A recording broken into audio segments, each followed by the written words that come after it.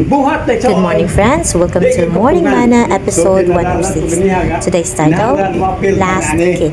I spent one Sabbath with my original church in Tagum Norte. I was so blessed with the wisdom of Papa Bredo.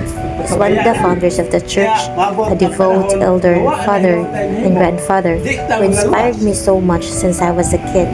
Sa panahon may tuon nga ingon ani nga nagkalisod na ay paagi may tuon nga tuhimon.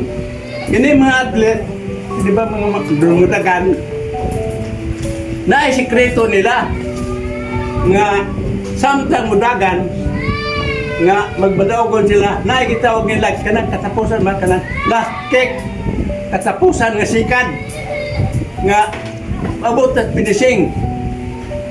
Tato pagalagad sa Ginoo, kinahanglan na og naasa last kick, katapusang pagsikat may tuon alang sa buluhaton nga atong gapilan alang may tuon sa atong kaluwasan.